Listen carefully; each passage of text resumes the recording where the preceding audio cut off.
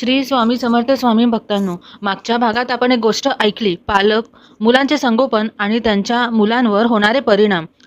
त्याचाच हा दुसरा भाग असणार आहे. आज आपण पाहूयात पालक आपल्या मुलांचे संगोपन कसे करू शकतात. श्रोत्यांनो, मागच्या गोष्टीमध्ये तुम्ही 2 आयुष्य पाहिले, ज्यात हे दाखवले गेले आहे की पालकांच्या अतिकाळजीमुळे मुलांचे नुकसान पण होऊ शकते. ते त्यांच्या भवितव्यावर कसे परिणाम करतात हे आपण जाणून घेतले. माझा मागचा व्हिडिओ पाहिला नसेल तर पाहायला विसरू नका. त्याची लिंक मी डिस्क्रिप्शन बॉक्समध्ये नक्की देईन.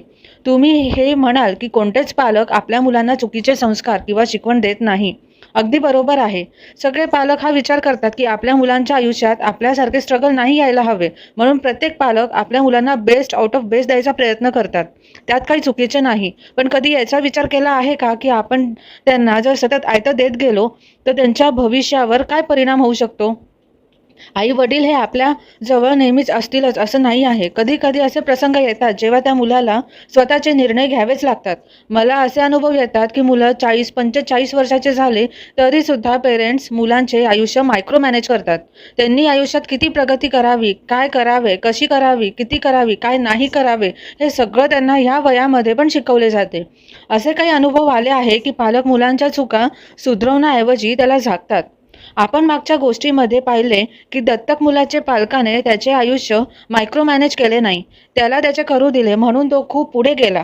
त्याने त्याचे विश्व उभारले. मैत्रिणींनो, मला या गोष्टीतून नकारात्मक विचार पसरवायचा नाही आहे.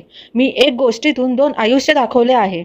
मी इथे सांगू इच्छिते की प्रत्येक पालकाने आपले एक लिमिट सेट करून द्यावी की आपण आपल्या मुलांना कसे, कधीपर्यंत स्पून फीडिंग करावी. त्याच्या प्रत्येक वयामध्ये आपण आपल्यात कसे बदल घडवावे आणि त्यांना त्या वयामध्ये कसे संस्कार द्यावेत आणि त्यांना किती सूचना द्यावेत हे आपणच ठरवू शकतो. आफ्टर मॅरेज त्यांच्या मॅरिड लाईफमध्ये हवी असेल तरच लक्ष घालणे आणि सपोर्टिव्ह नेचर ठेवणे हे आपल्या पालकांचे कर्तव्य आहे. हे प्रमाण खूप पाहिले आहे मी श्रोत्यांनो. हे केसेस सगळीकडे आहेत असे नाही म्हणणे माझे, पण हो, ते एक्झिस्ट करतात आणि त्याचा परिणाम त्या दाम्पत्यावर नक्कीच होतो आणि त्यांच्या रिलेशनशिपवर सुद्धा. पण दोघीही फॅमिली ह्यामुळे सफर होते. उदाहरणार्थ, मुलींनी माहेरचेच डॉक्टर निवडले किंवा मुलाने सासरचेच डॉक्टर निवडले म्हणून दोघीही इन लॉज खूप मध्यस्थी करून त्यांचे चाललेले प्रयत्न थांबवून टाकतात. हे सुद्धा खूप प्रमाणात पाहिले आहे. त्यापेक्षा आपला इगो सोडून हा विचार केला पाहिजे की दोघांनी आपले आयुष्य एकमेकांना धरून जगायचे आणि स्वतःचे मत एकमत करून पुढे जायचे. आपण इथे त्यांना सपोर्ट करायचा. आपण आपला इगो बाजूला ठेवून हे समाधान मानायचे की दोघेही एकरूप होऊन एकमेकांना सपोर्ट करून आलेल्या परिस्थितीशी फाईट करता आहेत. मुलांच्या मॅरिड लाईफमध्ये किती हस्तक्षेप करावा आणि कुठे त्यांना समजावून सांगायचे हे सुद्धा महत्त्वाचे असतात. शेवटी पालक हा मुलांचा पहिला गुरु असतो. तोच जर चुकला तर मुलं देखील चुकतात. त्यांना त्यांच्या पायावर कसे उभे करायचे, स्ट्रिक्ट कधी व्हायचे हे सुद्धा महत्त्वाचे आहे. आपल्या या देशामध्ये असे किती महान पुरुष होऊन गेले आहेत. उदाहरण, छत्रपती शिवाजी महाराज. असे म्हटले जाते प्रत्येक आईने जिजामाता बनले पाहिजे.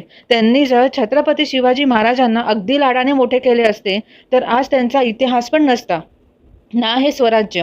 आपले पूर्व राष्ट्रपती डॉक्टर APJ अब्दुल कलाम जे पेपर टाकायला जायचे, परिस्थिती खूप नव्हती, स्ट्रगल होते आणि उंच उडायची इच्छा होती, म्हणून आज सगळीकडे ते मिसाईल मॅन म्हणून ओळखले जातात. म्हणून मी सगळ्या दाम्पत्याला आणि न्यूली मॉम्स त्यांना विनंती करते की आपले 1 मूल असो किंवा 2 मूल, नुसते जन्माला न घालता त्यांच्या संगोपन कसे करायचे याचा चौरस विचार नक्की करा. त्यांची आवड निवड आणि त्यांचे विचार काय आहे हे नक्की जाणून घ्या. कुठे चुकलं असेल तर नक्की त्यांना ओरडा, पण त्यांना त्यांच्या डिसिजन घेण्या इतपत कपेबल नक्की करा.